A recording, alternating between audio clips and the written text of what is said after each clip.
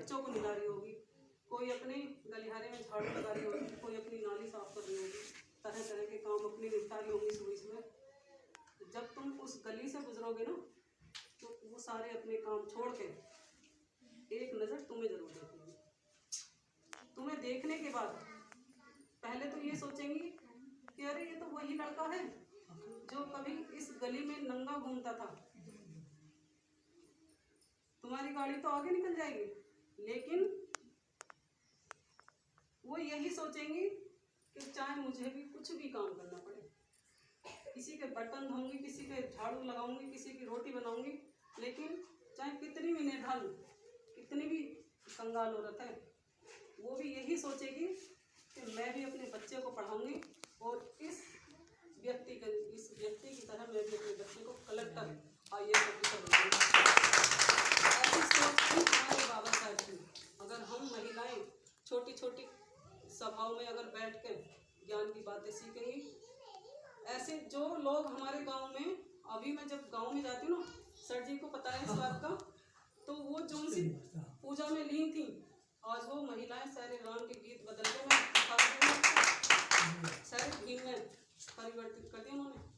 और जब भी मैं जाती हूँ यही कहती हैं, अरे जब तुम आई हो तो बाबा साहब के बारे में कुछ बता दो ना, बता के जाओ। और इस बार तो उन्होंने टाइम भी रख दिया कि अगली बार आओगी नवंबर में तो अपने गुरुओं को साथ में लेकर आना। और एक धनौरे में।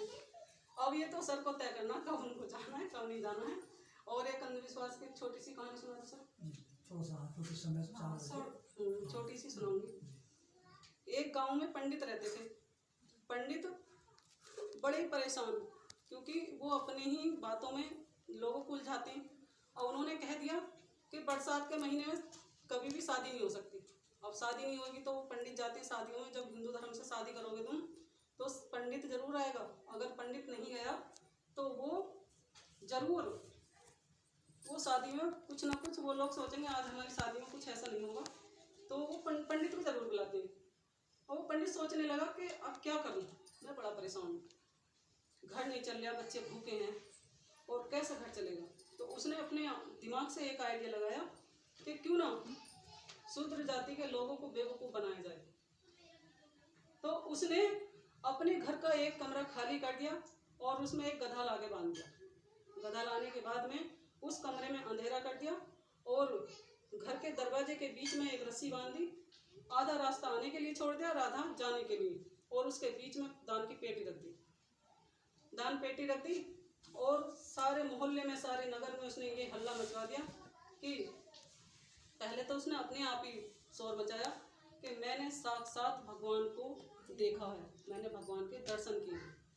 तो किसी ने, एक ने सुना, रजनी जी ने सुना, रजनी जी ने किसी को बता दिया, उन्होंने सुषमा जी को बता दिया, और ऐसे ही सारे नगर के लोग इकट्ठा हो गए वहाँ पे। जब वहाँ पे लोग इकट्ठा हुए तो उसके दरवाजे पे भीड़ हो गई बहुत तकड़ी इकट्ठी। तो जब वहाँ पे भीड़ इकट्ठी हुई, उसने कहा एक ही इंसान व्यक्ति घर में घुस सकता है। उस पंडित ने कहा कि एक ही एक व्यक्ति घर में घुसेगा। उसी के कहने के अनुसार एक व्यक्ति वहाँ पे आने लगा, और जैसे ही व्यक्ति पास में आता तो उससे कहता पहले तो इसमें 500-200 रुपये डालो दान पेटी में, और फिर उनके कान में एक बात कहता, अगर तुम जायज बाप की औलाद हो तभी तुम्हें भगवान के दर्शन दिखाई देंगे, नहीं तो गधा ही नजर आएगा तुम्हें बंधा हुआ। भाई जो पहला इंसान गया घर में, वो गया, उसने गधा ही देखा सच में, लेकिन उसने उस पंडित को कुछ नहीं कहा। वो अपनी माँ को गाली देने लगा, मेरी माँ बच्चा लाने, मेरी माँ चरित्रहीन है, मैं अपनी बाप से ही पैदा नहीं हूँ, मैं नाजायज बाप की औलाद हूँ। अब उसने अपने आप को बचाने के लिए झूठी जय जयकार लगानी शुरू कर दी। पंडित जी की जय हो, पंडित जी की जय हो। पंडित जी तो महान है, साथ हमें भगवान के दर्शन करा दिए। और उनके साथ में जब दूसरे लोग आए तो उन्हें भी सबने देखा गधा, लेकिन सबने उनके पीछे अपनी इज्जत को बचाने के लिए सबने जय जयकार पंडित के लगा दी। अगर वो चाहते, वो अपनी सच्चाई को उभारना चाहते तो उस पंडित की इतनी बुरी हालत कर देते मार के कि वो कभी भी हम जैसे लोगों को बेवकूफ़ नहीं बना सकता था। आज भी ऐसे लोग बहुत सारे बैठे हैं, लेकिन आज बाबा साहब को पढ़ने लगे हैं तो इसलिए बेवकूफ़ नहीं बनते हैं। और हम महिलाओं को